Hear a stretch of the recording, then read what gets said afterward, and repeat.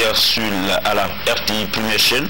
Laurent Gbagbo, candidat de la majorité présidentielle, et Alassane Ouattara, candidat du Rassemblement des Républicains, ont passé hier jeudi l'épreuve d'oral. Ils ont tous deux répondu présent pile à l'heure à ce rendez-vous historique avec les téléspectateurs. Comment les deux candidats ont-ils rallié le studio B de la RTI où l'émission s'est déroulée? Notre reporter Jean-Charles Sibaï vous propose l'ambiance dans les coulisses avant, pendant et après ce face-à-face. Les deux candidats à leur arrivée respective ont été accueillis par les responsables de la RTI ainsi que par les acteurs du partenaire CNCA.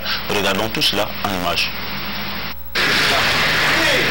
Ils sont arrivés décontractés à la maison de la RTI à Cocody. Laurent Gbagbo, 20 minutes avant le début du débat télévisé, il était 20h40.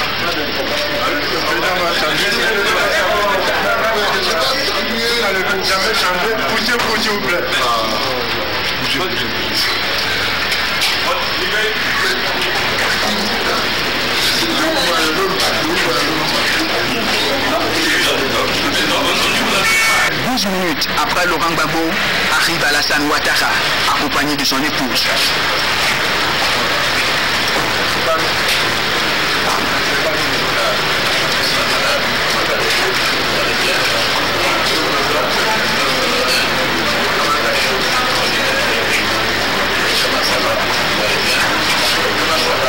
Première exigence avant le face-à-face, la séance de maquillage.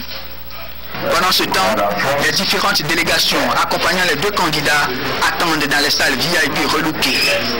Un service traiteur a été mobilisé, rafraîchissement, café et collation. La RTI n'a pas lésiné sur les moyens. 21h, les deux candidats sont déjà en studio, chacun à son pupitre.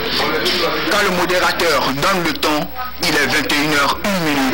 Le débat peut ainsi commencer.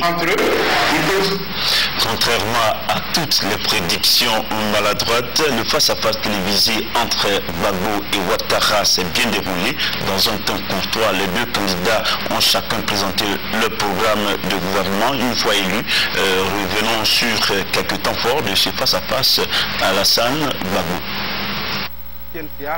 Tous ceux qui avaient parié sur un débat houleux avec des intervenants sans scrupules ont perdu la mise. Donc courtois, parfois taquins, mais assez sérieux, les deux postulants à l'unique fauteuil présidentiel de la Côte d'Ivoire lors du scrutin du 28 novembre prochain ont présenté les grands axes de leur programme. Quand un pays sort de crise, c'est mon expérience de la gestion que j'ai eue ailleurs sur les questions de crise. Je m'occupais de pays comme le Kosovo et autres quand il y a eu ces grandes crises. Et il faut un régime fort au départ. Donc le régime présidentiel, nous devons le maintenir pour une partie de la durée du mandat. À partir de là, il faut des accommodations. Peut-être il faut une assemblée qui ait plus de pouvoir. Parce qu'aujourd'hui, l'Assemblée n'a quasiment aucun pouvoir. Le Premier ministre, par exemple, est nommé par le chef de l'État et par la volonté du chef de l'État. Et il peut être à tout moment démis de ses fonctions. Il n'a pas une base parlementaire réelle. Vous voyez que sur beaucoup de points, on est d'accord. Sur le Sénat, pour ceux qui ont lu mon ouvrage, j'ai marqué dedans que nous avons créé un Sénat. Je suis content que le Premier ministre soit maintenant d'accord avec moi. Parce qu'au début, ce n'était pas tout à fait évident, mais je suis d'accord. La séparation des pouvoirs, il le faut. Il le faut. Mais voyez-vous, nous avons dans la Constitution des instances judiciaires à créer. La Cour de cassation, la Haute Cour de justice, qui n'ont pas été créées, faute de majorité qualifiée à l'Assemblée nationale. J'espère que, comme les deux candidats qui restent en liste pour le deuxième tour sont d'accord pour la séparation des pouvoirs, j'espère que nous allons, après cette élection, voter ces lois organiques.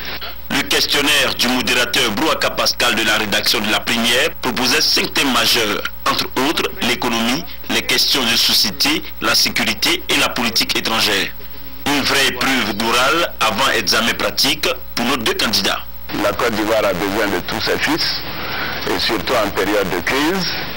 Et j'ai une expérience non seulement de la gestion de l'État dans mon pays, également dans la sous-région, mais dans le monde entier. Quand on a des difficultés dans son pays, on doit pouvoir apporter sa contribution. Donc c'est pour cela que j'ai décidé d'être candidat. Nous nous sommes battus pour que le multipartisme arrive. Il est arrivé. Nous nous sommes battus pour que la démocratie arrive. Elle est arrivée. Nous nous sommes battus pour que l'alternance arrive. Elle est arrivée. Et donc c'est dans la continuation de tout ce combat que je suis candidat.